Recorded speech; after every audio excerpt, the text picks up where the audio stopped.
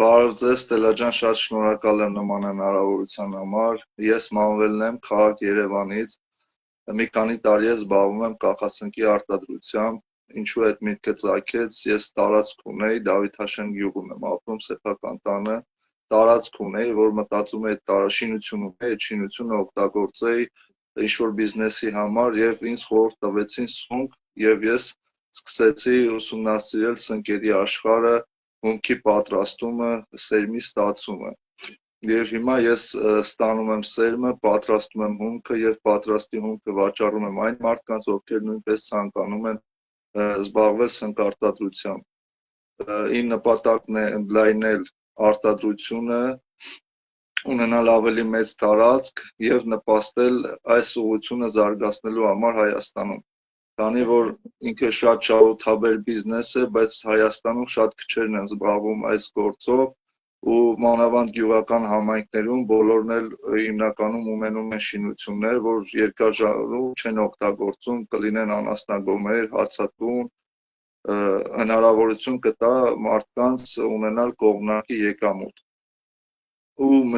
կայուն մշտական եկամուտ զբաղվելով կախասնկի բիզնեսով։ Ինչու է կախասնկի բիզնեսը շահութաբեր, այն արագ է աճում, շատ քիչ պայմաններ են նրան հարկավոր, որպեսզի իր արտադրության շրջանում հմտություն շատ պետք չի, քանի որ ես նույնպես այդ ամեն ինչը փորձում եմ եւ կարող եմ մարդկանց, ովքեր ցանկություն կունենան զբաղվել, խորհրդով, փորձով կիսվել իրենց հետ եւ սովորացնել միջև վերջ կախասնկի աճեցումը։ Իսկ արտադրության համար ես օգտագործում եմ ցորենի ծղոտ, հումքի պատրաստման համար, իսկ սերմի պատրաստման համար ես օգտագործում եմ ցորեն։ Այսինքն ես հումքի պատրաստման համար օգտագործում եմ թափոն, իսկ թափոնը վերամշակելով դարձնում թանկարժեք, իսկ այդ թանկարժեքը հետագայում չի ունենում թափոն, մենք այն օգտագործված պարկեր արդեն օգտագործում ենք գյուղատնտեսության մեջ, խառնում ենք հողին, պարատանյութ, կարող լինի պարատանյութի հավելում եւ այդպիսով կարողանում ենք թափոնը վերցնել եւ առանց թափոնի բիզնեսում օգտագործել։ Ահա, շատ լավ։ Եթե ամբողջացնենք միտքը, այսինքն պարկերը, որի վրայից բերքը հավաքվում է, բերքը հավաքելուց հետո մենք այն դեն չենք նետում, այլ հողամասում օգտագործում ենք որպես Հողամասում պարարտանյութ, օգտագործում։ այս կերպ կիրառելով հենց կայուն գյուղատնտեսության գաղափարը եւ դեն չնետելով մնացորդը։ Իսկ Ինքը պարկերի կարող է հետ ծառայել կապված, նաեւ մուչա է, չէ՞ ասում այո, ես մուչան ձեզանից այո, եմ սովորել։ մուչապատում։ Այո, Մուչապատ կմուչապատենք նայել։ Այսինքն, երբ ինչ որ մշակաբույս մշակելիս կամ գյուղատնտեսական ինչ որ մշակաբույսով զբաղվելուց ինչ որ թափոն ենք ունենում, արդեն այստեղ շղթան ընդհատվում է, այնպես որ կայուն գյուղատնտեսության նպատակն է առանց թափոն գյուղատնտեսություն, անմնացորդ գյուղատնտեսություն եւ մենք բերքը հավաքելուց հետո պարկերի մնացորդը օգտագործում ենք հողամասում, կարող ենք նաեւ կոմպոստացնել, խառնել այլ կոմպոստի այլ բաղադրիչների հետ եւ հետագայում նույնպես որպես որպես հավելում պարարտանյութ օգտագործել։ օգտագործել։ Սա թափոնի մասին, իսկ պարկի հետ կապված ամենափոքր քառակուսի մետրը, որից կարելի է սկսել, ինչպես հասկացա, 50 քառակուսի, 50-ից Չէ, 80 չէ, քառակուսի մետր։ 50-ից 80 քառակուսին արդեն կայուն բիզնես է, իսկ այն կարելի է սկսել մի քանի քառակուսի մետր տարածքից ուսումնասիրելով, սովորելով 15-ից 20 քառակուսի տարածքից կարելի է սկսել սկզբնականում, իսկ հետագայում արդեն լեզուն կհասկանան, երբ որ կզգան, որ արդեն տիրապետում են սնկի աճեցմանը, արդեն կարող են մեծացնելու հնարավորություն կա, որտեղ վաճառքի խնդիր Հայաստանում չկա, կախասնկի գինը միշտ բարձր է, միջինում 1200-ից 1400 դրամ է վաճառքի գինը, մեծածախ, որ խանութներին մենք հանձնում ենք, իսկ պարկի գինը 1500-ից 1800 դրամ է, ապահովելով 2.5-ից 3 կիլոգրամ բերքատվություն երկու ալիքում։ Այսինքն, եթե հաճախորդը գնում է պարկը, մեկ պարկը 1500 դրամ, ինքը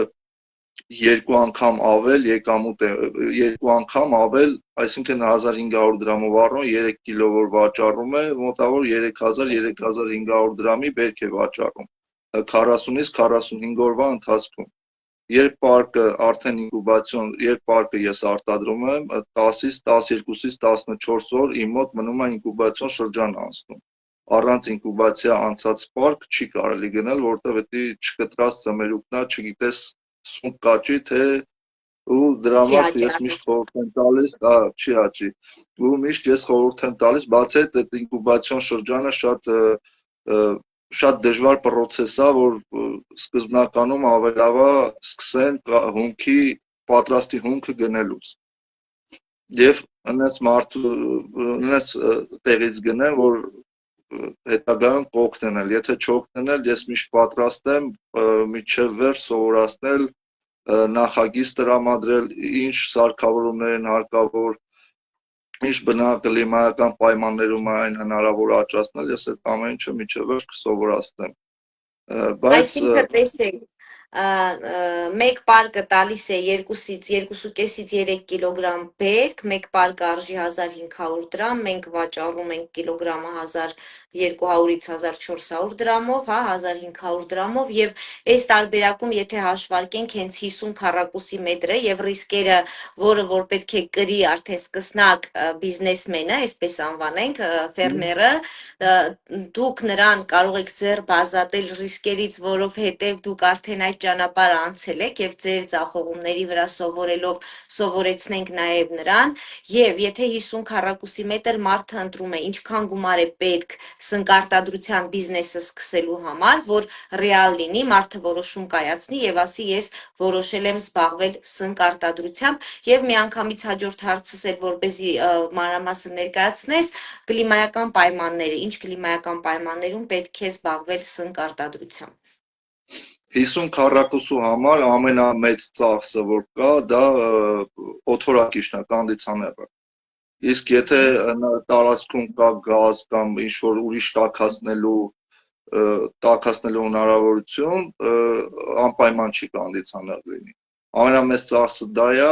օդափոխության համակարգ է տեղադրվում եւ խոնավության համակարգ, ու մոտավոր մի 200,000 դրամի այդ ամեն ինչը 200,000 դրամով հնարավոր է 50 քառակուսին կահավորել։ Իսկ պարկերը արդեն 50 քառակուսու մեջ մոտավորապես տեղավորվում է 350-ից 400 պարկ։ Բայց այդ 400 պարկը մենք միանգամից չենք տեղադրում, որովհետև համ սկսնակի պարագայում դա սխալ է, որովհետև բերքը կախասունկը կենդանի օրգանիզմ է եւ ինքն էլ շնչում է թթվածին, արտաշնչում է ածխաթթու գազ։ Իսկ որ միանգամից 400 պարկը մենք տեղադրենք ամփորձ մարդու մոտ, ինքը այդ ածխաթթու գազը շատ արտահանելու դեպքում սունկը որակազրկվում է։ Բացի այդ ամեն ցիկլով ամեն ինչը պետքա ցիկլով հաշվարկված լինի, որպեսզի համ ռիսկեր չլինեն, ես էլ եմ ասում, իրանք ռիսկ հիմա ես հաճախորդ ունեմ 40 քասախում,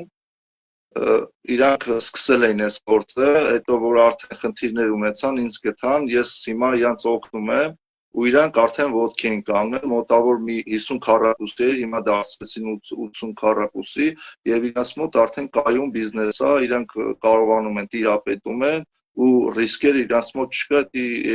երկու ամսվա ընթացքում այդ ամեն ինչը շտկվել է։ Կլիման իր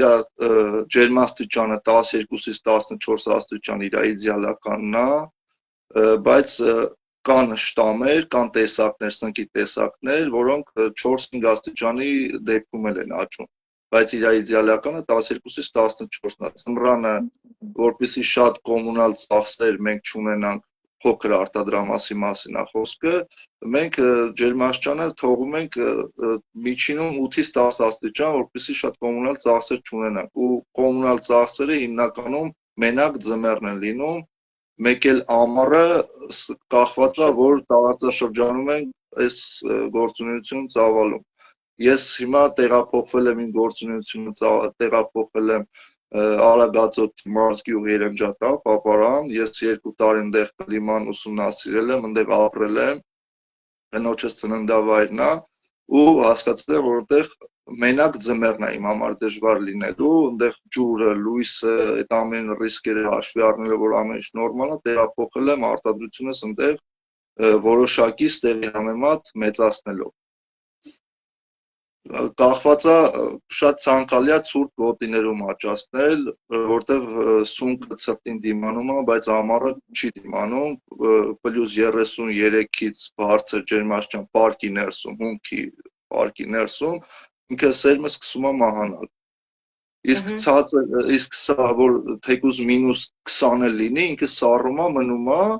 հենց տաքանում է կլիման իր ոնց է բնության մեջ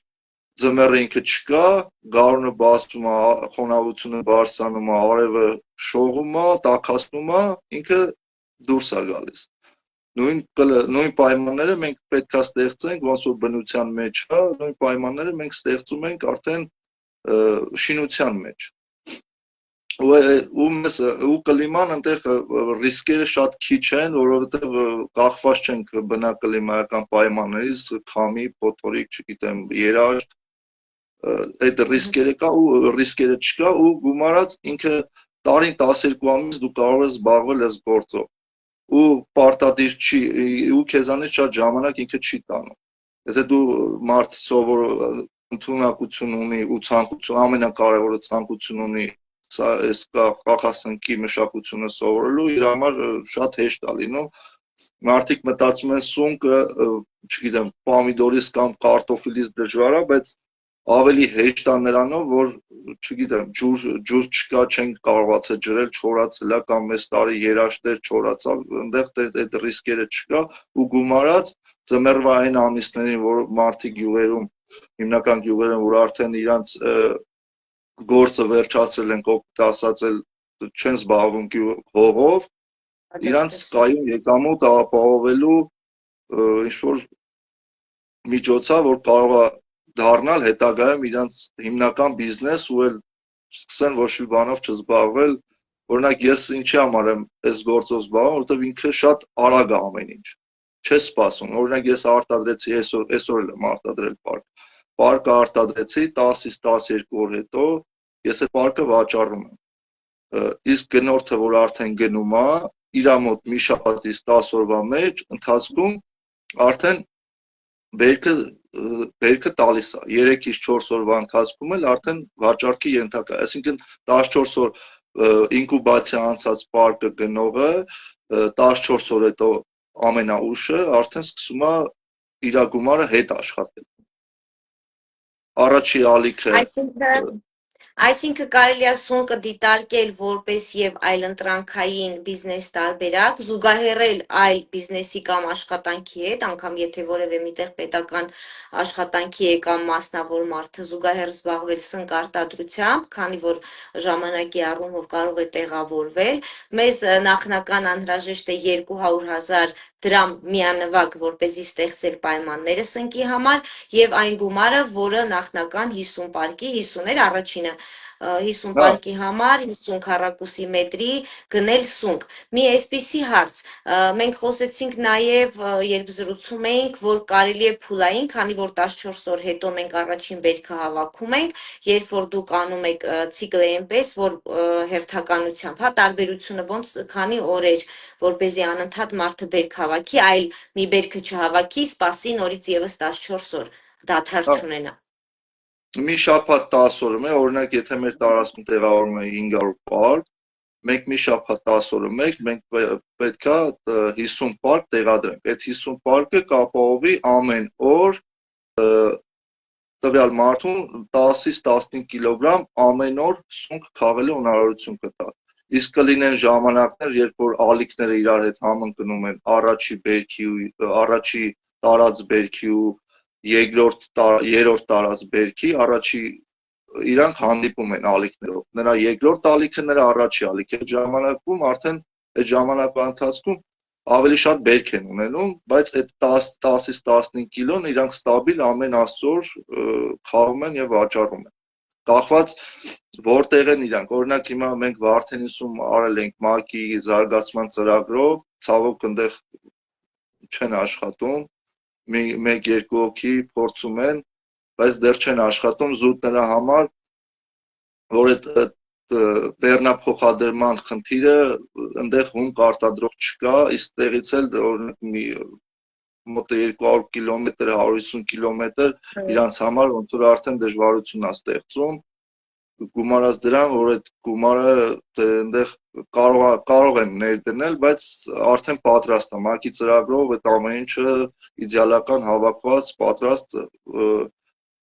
10 սնկանոց ունենք Վարդենիսի գյուղերում, 10 սնկանոց էլ ունենք Ճամբարակի գյուղերում։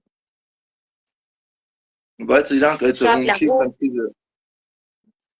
Մի այսպիսի հարց, այսինքն մարդիկ ովքեր կորոշեն զբաղվել կախասնկի արտադրությամբ, ազատ կարող են գրել Մանվելին, ես նրա տվյալները տեղադրելու եմ իմ այս ուղիղ եթերի վերնագրի հատվածում եւ հեռախոսահամարը կտեղադրեմ, բայց երբ որ մենք այսպես գեղեցիկ գունավոր ներկայացնում ենք այս բիզնեսի առավելությունները, եկամտաբերությունը եւ այլն, բայց գիտենք, որ գյուղատնտեսության մեջ ցանկացած բիզնես ռիսկային է, այսինքն նաեւ ներդրումը եւ ինչ ռիսկեր կան, օրինակ հիվանդությունների հետ կապված, ինչ վտանգներ կան, որպեսզի մարդիկ նաև դա իմանան եւ կանխեն, եւ հաջորդը մինչ Մանվելը այս հարցին կպատասխանի, պետք է ասեմ, որ ցանկացած հարցում որպես խորհրդատու, ում հետ որ համագործակցի աշխատի, վստահ եմ, որ լինելու է տվյալ մարդու խորհրդատուն, որպեսզի որևէ վտանգ չունենա բիզնեսը, բայց ամեն դեպքում խոսենք նաև ռիսկերից։ Ռիսկերը Ստելա ջան,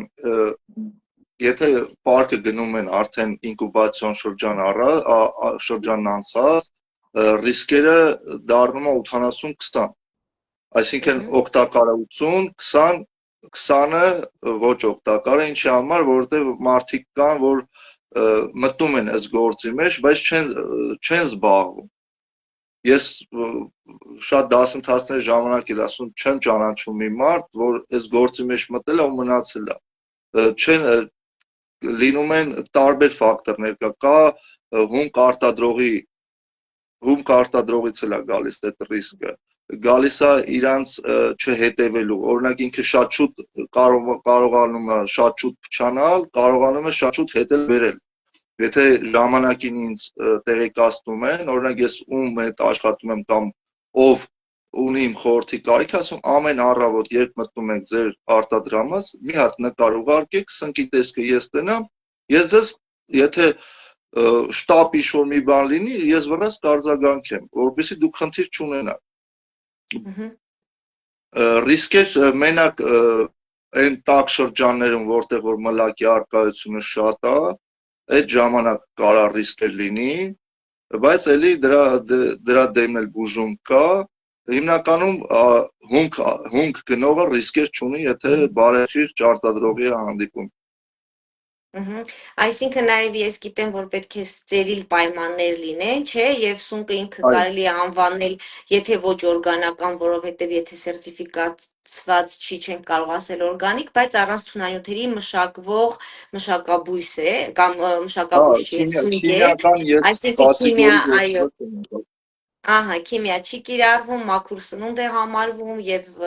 վիտամիններով հարուստ, սպիտակուցներով հարուստ եւ այս դեպքում միայն ստերիլ պայմանները հետեւել ցուցումներին ու այստեղ ներդրմանը նորից անդրադառնամ, մարդը ով լսում է մեր եթերը, հիմա որոշում է կայացնում, որ պետք է զբաղվի սնկ արտադրությամբ, ունի այդ 50 քառակուսի մետրը եւ մեզ 200,000 դրամ անհրաժեշտ է օթորակիչի ջեռուցման կարգի բերելու համար տարածքը եւ ինչքան է նախնական ներդրումը, որը արդեն միանգամյա չի, այլ ինքը հետ է բերելու էլի այս գումարը, այսպես ասած, ինչքան է կազմում։ Այսինքն մարդուն ինչքան գումար է պետք 50 քառակուսի մետր բիզնես տարածքում բիզնես սկսելու համար։ Մոտավոր պարկերի համար 400-ից 450,000 դրամ, բայց ինքը հենց պարկ առաջի 50-ը պարկը գնեց, ինքը երրորդ 50-ը արդեն ինքը իր գումարով է գնելու, էլ ինքը ներդրում չի անելու։ Առաջինը չի հասցնի, որտեղ 10 օր հետո ինքը նորից պարկա տանելու, այսինքն 100 հատը ինքը առնելու 150,000 դրամ, դրանից հետո ինքը էլ ներդրում չի անելու։ արդեն ինքը այդ գումարը աշխատելու է, այդ գումարով հիմա ես պարկ եմ տալիս հաճախորդի, ինքը մի քիչ հնարավորություն չունի, ես իրան օգտվում եմ, ես պարկը տալիս եմ, ինքը սունկը աճառնում է, սունկը վաճառում, նորին գումարը տալիս է։ Հասկանալի է։ Շատ լավ, Այդ շնորհակալ եմ, որ տարբերակով էլ կարող եմ օգտակար լինել, որպեսզի իրանք շատ եթե ինչ-որ սկսեն։ գումարի թիվը կվախացնի իրանց, ես փորձեմ ամեն ինչով օգնել, որպեսզի այդ խնդիրներ չունենան։ Հուսամ, որ մեր եթերից հետո էլ ավելի մարդիկ որոշում կկայացնեն եւ կսկսեն զբաղվել սնկարտադրությամբ, բայց մի բան ասացիր, որ մարդիկ հետեւողական չեն լինում եւ չեն շարունակում զբաղվել։ Ինչն է պատճառը ըստ քեզ, եթե եկամտաբեր է, հետաքրքիր բիզնես է, կայուն եկամուտ է ապահովում եւ ինչու է մարդը կամ հիասթափվում, կամ չի կարողանում, կամ գուցե հենց ինչպես միշտ ամեն անգամ շեշտում եմ, ոլորտային կրթության պակասն է, որ մարդը չի ցանկանում սովորել, հա, այդ ճանապարհը անցնել եւ կիսատ է թողնում, որովհետեւ մենք երբ որ նկարագրում ենք կամ պատմում ենք, ինքը շատ գեղեցիկ է եւ այո, կա ռիսկի գործոնը, երբ որ մարդը ցանկություն ունի, բայց չի սիրում ռիսկի դիմել, ես միշտ ասում եմ անպայման քայլ արեք, հատկապես երբ որ սա շատ փոքր ներդրում է բիզնես սկսելու համար եւ կարելի է զուգահեռել մնացած աշխատանքներին, կրկին անգամ հորդորում եմ, ոգևորում եմ, մոտիվացնում եմ եւ մանվելի փորձը մեզ օրինակ, կարող ենք նրանից էլ հենց վերցնել խորհրդատվությունը եւ պարկերը, որը հենց երաշխավորում է մանվելի իր պարկերի որակը, որովհետեւ բավականին երկար ճանապարհ է անցել, գիտեմ, որ Ռուսաստանի Դաշնությունում չէ գնացել սովորել, փորձել ձեռք բերել եւ ինքդ հիմա ստանում ես սերմերը, այսինքն այն սխալները, որոնց միջով արդեն մանվելը անցել է, այդ ռիսկերը մեր նոր սկսնակ սնկարտադրողները չեն ունենա, պարզապես պետք է հետևել խորհրդատվությանը, սկսել եւ առաջ գնալ։ Բայց ինչու են դադարում, այդ քո կարծիքը ուղղակի։ Ստելա ջան, չեմ ցանկանում ոչ մեկի աշխատանքը ինչ որ արժեզրկել, բայց հիմնականում մեր Հայաստանում հումքի արտադրողները հենց իրանք ունեն փորձի պակաս։ Ես որ սկսեցի, ես էլ եմ սկսել, որ սկսեցի այս գործը, պատրաստի հումքն էի առնում ու մենք պայմանավորվել ենք այդ իմ ասած իմ մոտ տեղավորում էր 240 պար, պայմանավորվել ենք 40-40 բերեի ես այդ պարկերը։ Ու այդ պարկերը, որ արդեն վերջացա, որ նորից պետքա վերցնել, ինքը չկարողացավ ինձ այդ պարկ տալ։ Ու ես արդեն փաստի առաջ կանգնեցի ու գնացի, սկսեցի ման գալ։ Ու գնացի Հայաստանում ամենավատ արտադրողի մոտ, որ բանը, ես վերցրեցի էլի պարկ ու ես այդ պարկերից բեր չքաղեցի։ Ու ես ստացվեց, որ ոչ թե իմ մեղավորությունները տեղ, այլ արտադրողի։ Այդ դրա համար եմ ասում, կա արտադրողի խնդիրներ, կա մարդու ցանկության չսովորելու խնդիրներ։ Ու որ ես արդեն գումար էի աշխատել այս գործով ու ինձ շահագրգռել էր, որ ինքը շատ արագ է ու մաքուր է, կարևորը մաքուր է, ձմեռը մտնում ես տաք տեղ ես աշխատում ու չես էլ աշխատում, մտնում ջրում կամ ինչ-որ հետևում ես, խաղում ես, իսկ ամառը հով տեղ է ու որ նայում ես ինքն էլ գին ունի, տենց մեծ ցանկություն էր առաջացել մեջ, այս ամեն ինչի մեջ խորանայի ու ես որ այդ խնդրի բախվեցի, ես սկսեցի հումքը արդեն ուսումնասիրել։ Հումքից հետո նոր բանը, որ հումքը արդեն կարողանում է ստանալ որոշակի, սերմն է թանկ այս գործի մեջ, ես սերմը գնում էի ու այդ սերմը ով որ արտադրում էր, իրանք էլ փակվեցին։ Իրանք էլ չսկսեցին էլ աշխատել, փակվեցին ու ես էլի կանգնեցի խնդրի առաջ, որ հիմա էլ սերմը ու ասեցի, մինչև ես սերմը չսովորեմ, չեմ անի այս գործը, բայց այդ ամեն ինչի մեջով ես անցնելով, ես ոչ մեկին չեմ թողի այս գործի մեջ կապ չունի ինչ քանակի դեպքում, իրանք ռիսկերը իրանց մոտ մինիմալ է իմ ներկա գտնվելու ժամանակ։ Իրանք ընդհանրապես ռիսկ չեն ունեն, ով ցանկություն կունենա զբաղվել, ես ամեն ինչով կօգնեմ, ավել պարկեր կտրամադրեմ, թեկուզ սկզբնականում կսովորացնեմ մի քանի պարկով, մինչև արդեն հունի մեջ կընկնեմ, ես էլ կհասկանամ, իրանք կարող են այդ գործ անել, թե չեն կարող, որտեղ ահագին ես էլ եմ այդ փորձ ձեռք բերել ու կարողանում եմ հասկանալ այդ մարդը կանի այդ գործը, թե ուղղակի մի անգամ կանի ու հետաքրքիր է, անենք գումարա, բայց հենց մի հատ խնդրի են բախվում, արդեն այդ գործը չեն անում։ Ու եթե հետևեն ուղղունքի միշտ, օրինակ ես հիմա երկու հաճախորդ ունեմ, որ միշտ իրանց հետ աշխատում են, կապի մեջ են, հիմա պարկել եմ բերել, պետքա տանեմ քասախ, տամ իրանց, որ ես գյուղից գալիս եմ, այդ բեռնափոխադրումն էլ չեն թողում էլ իրանց վրա, որ իրանց վրա է, ինչով կարողանում եմ շահագրգռեմ, որ իրանց եկամուտը, իրանց ծախսերը շատ չլինի, այլ եկամուտը, օրինակ 20 պարկ են ուզում, ես բերում եմ 22 պարկ։ Ասում եմ ոչինչ են, որ փչացնե գոնեսի տեղը կլրացնի։ Դες փորձում եմ մարդկանց շահագրգռեմ մտնել այս գործի մեջ, որտեղ իրոք մանավանդ գյուղական համայնքներում բոլորն էլ ունեն շինություններ, կիսաշինություններ, որ իրանց կարող է տես մեծ ներդրումներ չանելու դեպքում քիչ ներդրումներով ձեռքով սեզոնային թեկուզ ես ամեն ինչ կանեմ, որ իրանց մինիմալ ծախսերով ունենան կայուն բիզնես։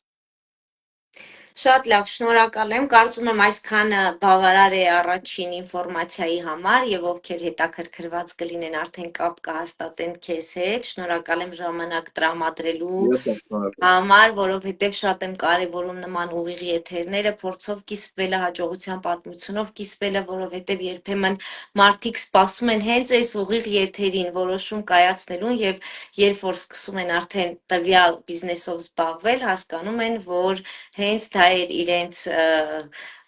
բիզնեսի կարևորությունը, հա, բիզնեսով զբաղվելու, հենց սկսում են զբաղվել ու շարունակում են, դա լինի բարձրարժեք մշակաբույսերի մշակություն, հատապտուղների, թե սնկարտադրության։ Սպասենք արձագանքների, եւս մեկ անգամ շնորհակալություն, քանի որ ձեր էջով եք մտել, խնդրում եմ ներքևից այնտեղ կա զավերշից, անպայման այդ կոճակը սեղմեք, որպեսզի ես հետո կարողանամ ներբեռնել իմ ալիք։ Այսքանը շնորհակալ եմ, ամենալավն ու բարին եւ արև ձեզ։ Ձեզ Ստելա ջան, Հաջողություն։ հաջող։